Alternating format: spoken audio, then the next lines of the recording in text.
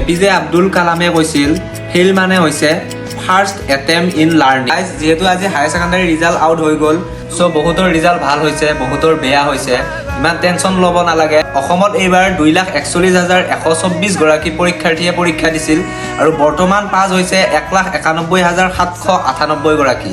আৰু ইয়াতে যদি আমি চাওঁ ফেইল কৰাৰ সংখ্যা প্ৰায় 50,000 মান শিক্ষাৰ্থীয়ে ফেইল কৰিছে। চ' ইমান টেনশ্যন ল'ব নালাগে তাৰ ভিতৰত তুমিও যদি আছা, কাৰণ এপিজে আব্দুল কালামে কৈছিল ফেইল মানে হৈছে ফাৰ্ষ্ট এটেম্প ইন লাৰ্ণিং। তোমাৰো যদি বেয়া হৈছে ৰিজাল্টটো, আকৌ এবাৰ ট্ৰাই কৰা। আৰু মই যিটো লাষ্টত এটা ভিডিঅ' লগাই দিছোঁ, এইটো हारना बहुत जरूरी है भाई जी, बहुत ज़्यादा इम्पोर्टेंट है।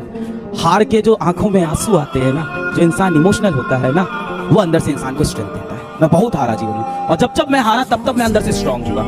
और जिस दिन आप हारते हो ना, उस दिन आपको दुनिया की सच्चाई दिखनी शुरू हो जाती है। आप हारोगे तो आपको असलियत दिख जाएगी, समाज की, दुनिया की, दोस्तों की, परिवार की, रिश्तों की।